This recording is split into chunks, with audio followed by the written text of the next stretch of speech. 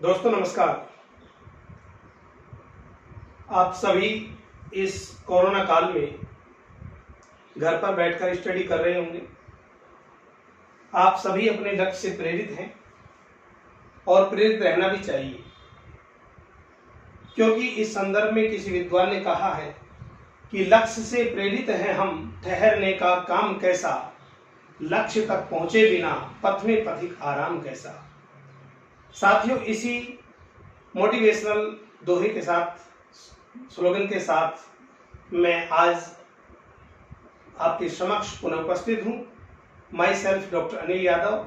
आप सभी का स्वागत है आपके अपने प्रज्ञा एजुकेशनल यूट्यूब चैनल पर। लगातार बहुत दिनों से मैं यूट्यूब पर चैनल पर वीडियो अपलोड नहीं कर पा रहा था, बहुत सारी कुछ समस्याएं थी। आज से पुनः मेरा प्रयास रहेगा कि मैं आपको कुछ अलग मैटर उपलब्ध कराऊं। वैसे इस ऑनलाइन जो सेशन है, ऑनलाइन जो प्लेटफॉर्म चला है कोरोना की वजह से, ये एक तरह अच्छा भी है और एक तरह खराब भी है, आप सभी जानते हैं। लेकिन अब करें तो क्या करें। ऐसी स्थिति में आपके लिए ऑनलाइन क्लासेस बहुत ही लाभदायक सिद्ध हो रही है और आप घर बैठे निःशुल्क बहुत सारे यूट्यूब चैनल के माध्यम से ज्ञान प्राप्त करते हो। जहां से भी आपको अच्छा मैटर मिले आपको पढ़ना चाहिए। कौन टीचर क्या पढ़ाता है और आपको जो विषय जिस टीचर का अच्छा लगता है आप उसके वीडियो देख करके ज्ञान अर्जन कर सकते हो। तो हम आज का जो हमारा सेशन है, बहुत दिनों बाद जो मैं आपके समक्ष उपस्थित हूँ, तो आज मैं आपको एक सामान्य जो परिचय है शिक्षा मनोविज्ञान का, जो मैंने ऑनलाइन प्लेटफॉर्म पर नहीं पढ़ाया है। रीट भर्ती परीक्षा में ये जो टॉपिक है शिक्षा मनोविज्ञान, एजुकेशनल साइकोलॉजी, ये शिक्षा मनोविज्ञान जो विषय है, टॉपिक है फर्स्ट यूनिट। तो ये वैसे तो आपके सिलेबस में नहीं है रीट में, लेकिन फिर भी बेसिक जानकारी के लिए इसको पढ़ना जरूरी है। तो हम आपको बेसिक जानकारी रीट के संदर्भ में भी आपको मिलेगी और आपकी मनोविज्ञान के संदर्भ में नींव भी मजबूत होगी। साथ में फर्स्ट ग्रेड के विद्यार्थी बहुत बार मांग करते हैं कि सर फर्स्ट ग्रेड का आप पढ़ाओ। तो ये सभी भर्ती परीक्षाओं के लिए, फर्स्ट ग्रेड हो, डीएसएसबी हो, केवीएस हो, कोई भी एग्जाम हो, सभी के लिए। और ये मनोविज्ञान जब हम पढ़ते हैं तो मनोविज्ञान के बारे में तो हमको पता ही होना चाहिए। इस संदर्भ में मैं आपको आज हम पढ़ाने जा रहा हूं शिक्षा मनोविज्ञान यूनिट। तो हमारा जो टॉपिक है वो है शिक्षा मनोविज्ञान। शिक्षा मनोविज्ञान जो विषय है, ये विषय आज स्वतंत्र विषय के रूप में इसका अध्ययन किया जाता है। Educational psychology, educational psychology, educational psychology शिक्षा मनोविज्ञान जो विषय है, इस बारे में हम आज अध्ययन करेंगे। साथियों, शिक्षा मनोविज्ञान जो विषय है, ये शिक्षा मनोविज्ञान जो हम आज इस रूप में पढ़ रहे हैं, क्या ये पहले इसी रूप में था? नहीं। सबसे पहले मनोविज्ञान का जब विकास हुआ तो मनोविज्ञान अपने आप में स्वतंत्र विषय के रूप में इसका अध्ययन नहीं किया जाता था। मनोविज्ञान में प्राणी किस प्रकार वातावरण के साथ अंतःक्रिया करता है, किस प्रकार वह प्रत्यक्षण करता है, देखता है, सोचता है, इन सभी विषयों का अध्ययन मनोविज्ञान के अंतर्गत किया जाता है। मनोविज्ञान में इन विषयों का जो अध्ययन करते हैं, इनसे संदर्भित बहुत सारे प्रश्नों को भी हम जानना चाहते हैं कि एक व्यक्ति किसी चीज को बहुत अच्छे से सरलता से याद कर लेता है और उसी दूसरी चीज को वो बड़ी कठिनता से भी याद नहीं कर पाता, मेहनत करने के बाद भी याद नहीं कर पाता या बहुत देर में याद कर पाता है। ऐसा क्यों होता है? इन सभी प्रश्नों का जवाब मनोविज्ञान में जानने को मिलता है। तो क्योंकि मनोविज्ञान में प्राणियों का अध्ययन किया जाता है। प्राणियों के अध्ययन से तात्पर्य यहाँ पर पशु पक्षी से भी है। पशुओं और पक्षियों पर भी मनोवैज्ञानिकों ने प्रयोग किए ताकि मानव व्यवहार की ठीक ढंग से व्याख्या प्रस्तुत की जा सके। इस संदर्भ में जो मनोविज्ञान विषय है, मनोविज्ञान विषय आज स्वतंत्र विषय के रूप में इसका अध्ययन किया जाता है मनोविज्ञान का। लेकिन पहले मनोविज्ञान का स्वतंत्र विषय के रूप में अध्ययन नहीं होता था। हाँ, एक विषय चलता था दर्शन शास्त्र। दर्शन शास्त्र की ही एक शाखा थी मनोदर्शन या मानसिक दर्शन। तो मनोदर्शन और मानसिक दर्शन के अंतर्गत मनोविज्ञान का अध्ययन किया जाता था, जिसका नाम था मानसिक दर्शन। मानसिक दर्शन मेंटल फिलॉसफी, मानसिक दर्शन मनोविज्ञान की एक शाखा थी। इस शाखा के अंतर्गत ही मनोविज्ञान का अध्ययन सामान्य रूप से किया जाता था। धीरे धीरे जैसे जैसे सभ्यता का विकास हुआ, मनोविज्ञान ने दर्शन शास्त्र की कैचुली को त्याग दिया, अर्थात दर्शन शास्त्र से अलग विषय के रूप में इसको जाना जाने लगा। धीरे धीरे सभ्यता के विकास के साथ साथ ये मानसिक दर्शन से अलग हो गया और स्वतंत्र विषय के रूप में आज इसका अध्ययन अध्यापन हम कर रहे हैं। तो ये निश्चित रूप से कहा जा सकता है कि मनोविज्ञान की जननी या मनोविज्ञान का जो जनक माना जाता है वो क्या माना जाता है? दर्शन शास्त्र। तो मानसिक दर्शन या जिसे हम कहेंगे दर्शन शास्त्र। दर्शन शास्त्र को मनोविज्ञान का जनक माना जाता है, यानी मनोविज्ञान की जननी या जनक कौन कहलाती है? दर्शन शास्त्र। कौन कहलाता है? सॉरी, दर्शन शास्त्र। तो ध्यान रखें, सबसे पहला सवाल यही है कि मनोविज्ञान में प्राणियों का अध्ययन किया जाता है। प्राणियों में पशु और पक्षी सभी का अध्ययन किया जाता है। पशु पक्षी का अध्ययन इसलिए करते हैं ताकि उनके व्यवहार का अध्ययन करके मानव व्यवहार की ठीक ढंग से व्याख्या प्रस्तुत कर सके। मनोविज्ञान का जो जन्म है या जनक जो है वो दर्शन शास्त्र है। मनोविज्ञान आज अपने आप में एक स्वतंत्र विषय के रूप में इसका अध्ययन किया जाता है। अब हम बात करें कि मनोविज्ञान का जो विकास क्रम है वो कैसे हुआ। मनोविज्ञान पहले आत्मा का विज्ञान के रूप में अध्ययन किया जाता था, फिर मन के विज्ञान के रूप में अध्ययन किया जाता था, फिर चेतना के रूप में, और वर्तमान में आप सभी जानते हैं व्यवहार के अध्ययन के रूप में इसका, व्यवहार के विज्ञान के रूप में इसका अध्ययन करते हैं।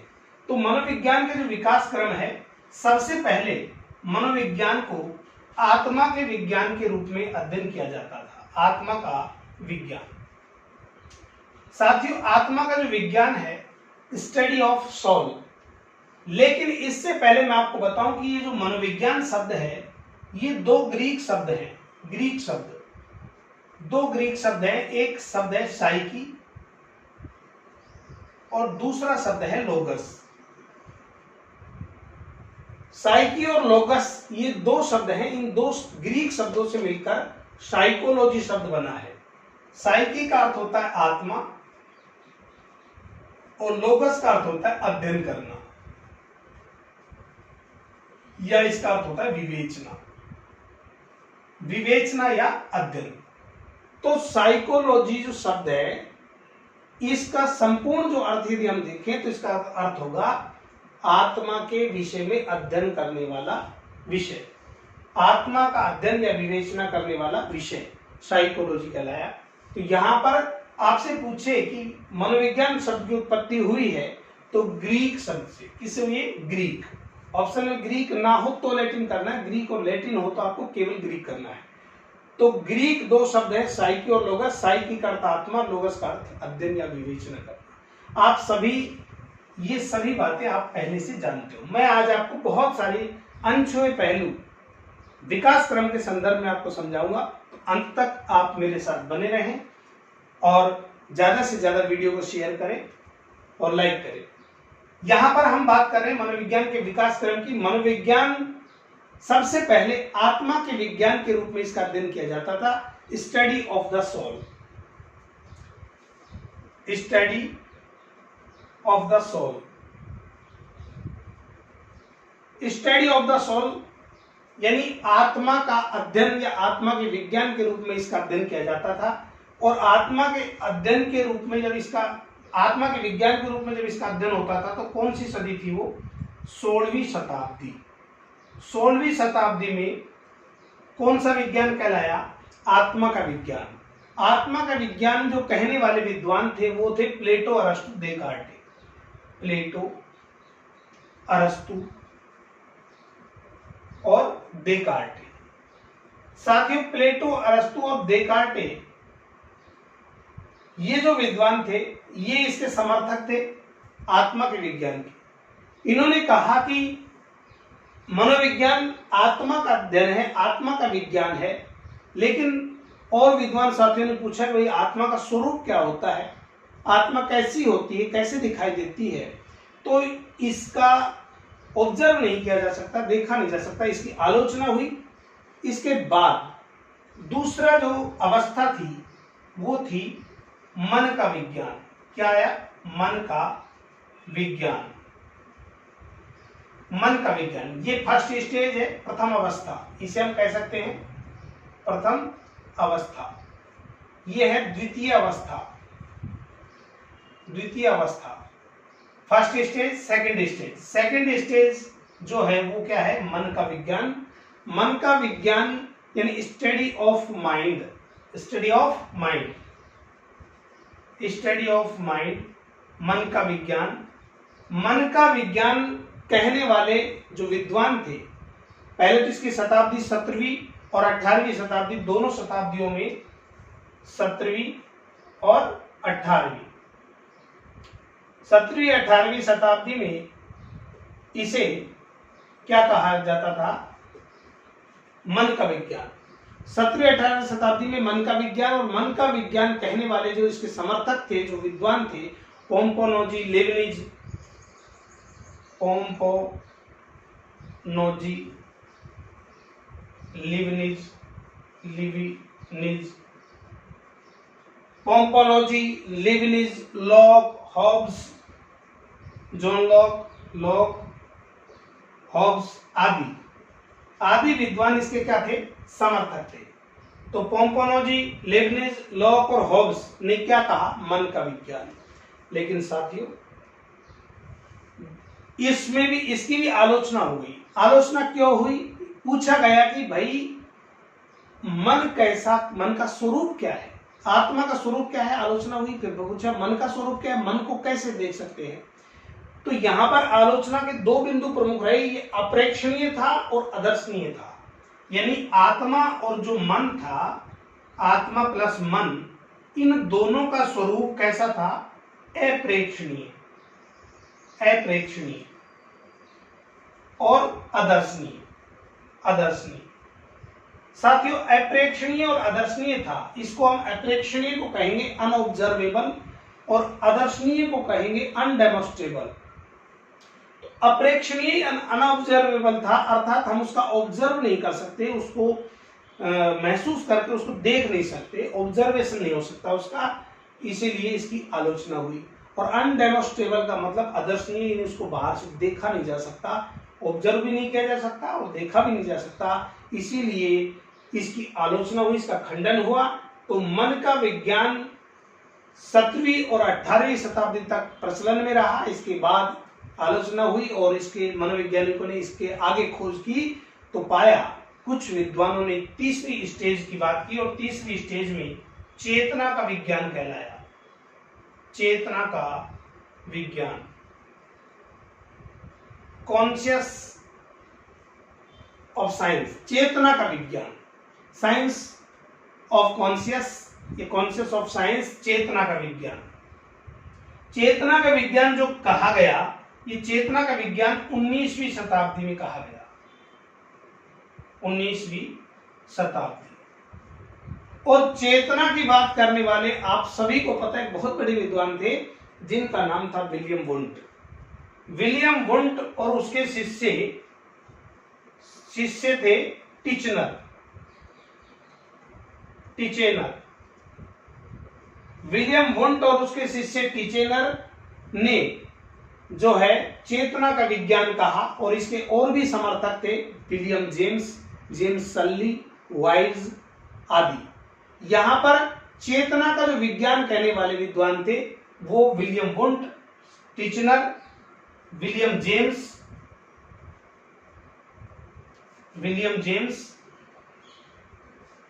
सल्ली आदि, वाइज आदि। ठीक है, तो यहां पर चेतना का विज्ञान कहा गया। क्या कहा गया? चेतना का विज्ञान। अब यहां पर चेतना का विज्ञान और चेतना का स्वरूप क्या है, चेतना को कैसे स्पष्ट करेंगे, इस बारे में भी कोई खास जवाब इनका विद्वान ये नहीं दे सके। इस कारण से इसकी भी आलोचना हुई। फिर भी याद रखना, प्रयोगात्मक मनोविज्ञान के जनक विलियम वुंट कहलाते हैं। तो ध्यान रखना, चेतना का जब विज्ञान आया उस समय ही विलियम वुंट ने जर्मनी के लिप्जिंग शहर में एक मनोवैज्ञानिक प्रयोगशाला स्थापित की। प्रयोगशाला कहाँ स्थापित की? जर्मनी में, जर्मनी के लिप्जिंग शहर में, जर्मनी के लिप्जिंग शहर में मनोवैज्ञानिक प्रयोगशाला स्थापित की 1879 में। 1879 में मनोवैज्ञानिक प्रयोगशाला स्थापित की और इसी कारण से विलियम वुंट को प्रयोगात्मक मनोविज्ञान का जनक कहा जाता है। तो आपसे पूछा जाए कि प्रयोगात्मक मनोविज्ञान के जनक, फादर ऑफ एक्सपेरिमेंटल साइकोलॉजी, प्रयोगात्मक मनोविज्ञान के जनक, फादर ऑफ एक्सपेरिमेंटल साइकोलॉजी, प्रयोगात्मक मनोविज्ञान के जनक कौन कहलाएंगे? William Wundt. तो विलियम वुंट ने जो है प्रयोगशाला स्थापित की, जर्मनी में की, 1879 में की। प्रयोगात्मक मनोविज्ञान के जनक विलियम वुंट कहलाते हैं। साथ ही इसकी भी आलोचना हुई, खंडन हुआ। अब चौथा जो विषय था, चौथा विषय आया, ये तृतीय अवस्था थी, तृतीय अवस्था। अब चतुर्थ स्टेज में चौथी जो अवस्था है, यहां लिख रहा हूं मैं, चौथी अवस्था में व्यवहार का विज्ञान कहलाया। क्या कहलाया? व्यवहार का विज्ञान। फोर्थ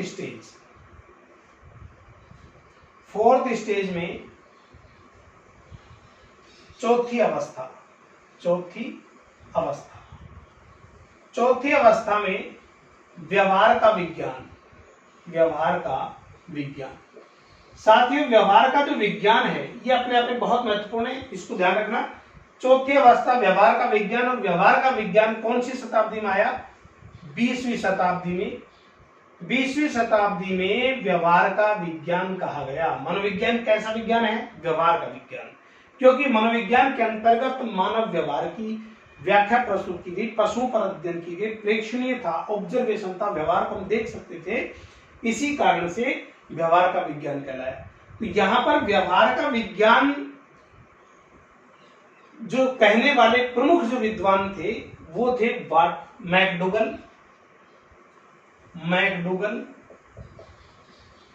पिल्सबरी और वाटसन। मैकडूगल, पिल्सबरी और वाटसन ने व्यवहार का विज्ञान कहा। अब आप सभी जानते हो कि सर्वप्रथम व्यवहारवादी विचारधारा के जो जनक है वो वाटसन कहलाते हैं।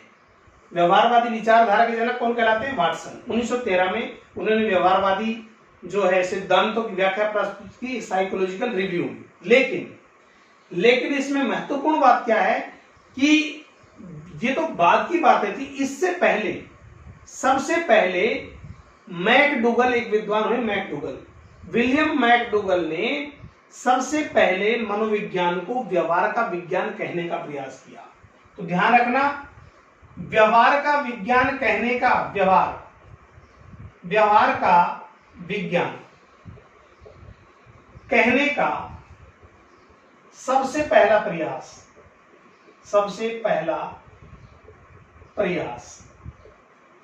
किसने किया? मैकडूगल। मनोविज्ञान को व्यवहार का विज्ञान कहने का सबसे पहला प्रयास विलियम मैकडूगल ने किया। पहली बात इन्होंने क्या किया, 1905 में परिभाषा दी कि मनोविज्ञान सजीव प्राणियों के आचरण का सकारात्मक विज्ञान है। मनोविज्ञान सजीव प्राणियों के आचरण का सकारात्मक विज्ञान है। 1905 में मैकडूगल ने ही इस बात को स्पष्ट किया और 1908 में इन्होंने व्यवहार शब्द का सबसे पहले उल्लेख किया। ये जो व्यवहार शब्द था इसका 1908 में सबसे पहले उल्लेख किया। सबसे पहले पूछा जाए कि मनोविज्ञान व्यवहार का विज्ञान है, इस संदर्भ में सबसे पहले व्यवहार का विज्ञान कहने का प्रयास किसने किया? तो विलियम मैकडूगल ने। व्यवहार शब्द का सर्वप्रथम उल्लेख किसने किया? विलियम मैकडूगल ने 1908 में। और 1908 में इन्होंने एक पुस्तक लिखी थी, सामाजिक मनोविज्ञान का परिचय। मैं यहां पर थोड़ा सा इनको मिटा देता हूं। उन्होंने एक पुस्तक लिखी थी, सामाजिक मनोविज्ञान का परिचय। इंट्रोडक्शन टू सोशल साइकोलॉजी, सामाजिक मनोविज्ञान का परिचय। सामाजिक मनोविज्ञान का परिचय, इंट्रोडक्शन टू सोशल साइकोलॉजी में व्यवहार शब्द का क्या किया था, सबसे पहले विलियम मैकडूगल ने उल्लेख किया था। इसके बाद इन्होंने एक पुस्तक और लिखी, मनोविज्ञान की रूपरेखा। मनोविज्ञान की रूपरेखा, एन आउटलाइन ऑफ साइकोलॉजी, एक प्रसिद्ध पुस्तक है, N outline of psychology. Outline of psychology मनोविज्ञान की जो रूपरेखा पुस्तक है, ये पुस्तक भी किसने लिखी, विलियम मैकडूगल ने लिखी। एक पुस्तक 1926 में और प्रकाशित की थी इन्होंने, आउटलाइन ऑफ अबनॉर्मल साइकोलॉजी। एक पुस्तक लिखी थी outline of abnormal psychology. Outline of abnormal psychology ये 1926 में प्रकाशित की थी, ध्यान रखना। एन आउटलाइन ऑफ साइकोलॉजी मनोविज्ञान की रूपरेखा विलियम मैकडूगल ने लिखी। 1926 में आउटलाइन ऑफ अबनॉर्मल साइकोलॉजी भी किसने लिखी, विलियम मैकडूगल ने लिखी। तो यहां पर हम व्यवहार के विज्ञान की बात कर रहे हैं। व्यवहार का विज्ञान 20वीं सदी में आया। व्यवहार का विज्ञान के जो समर्थक थे, कहने वाले थे, मैकडूगल, पिल्सबरी और वाटसन थे। व्यवहार का विज्ञान कहने का सबसे पहला प्रयास विलियम मैकडूगल ने किया। व्यवहार शब्द का सबसे पहला उल्लेख विलियम मैकडूगल ने अपनी प्रसिद्ध पुस्तक सामाजिक मनोविज्ञान का परिचय, an introduction to social psychology में किया। मनोविज्ञान की रूपरेखा एक अन्य प्रसिद्ध पुस्तक उनकी, एन आउटलाइन ऑफ साइकोलॉजी। साथ में 1926 में एक अन्य पुस्तक प्रकाशित की, आउटलाइन ऑफ अबनॉर्मल साइकोलॉजी, जिसमें असामान्य जो व्यक्ति होते हैं उनके व्यवहार का अध्ययन किया गया। इसके बाद यदि हम बात करें, अब हम बात करते हैं वाटसन की। 1913 में, सन 1913 में सबसे पहले व्यवहारवादी विचारधारा प्रस्तुत की, खुलकर के सामने आए और व्यवहार पर विस्तृत व्याख्यान दिया। व्यवहारवादी विचारधारा के जनक कौन कहलाते हैं, वाटसन। तो ध्यान रखना, 1913 में व्यवहारवादी विचारधारा के जनक, व्यवहारवादी विचारधारा के जनक, तो व्यवहारवादी विचारधारा के जनक कौन कहलाएंगे, वाटसन। कौन कहलाएंगे, वाटसन। साथियों, व्यवहारवादी विचारधारा के जनक वाटसन थे।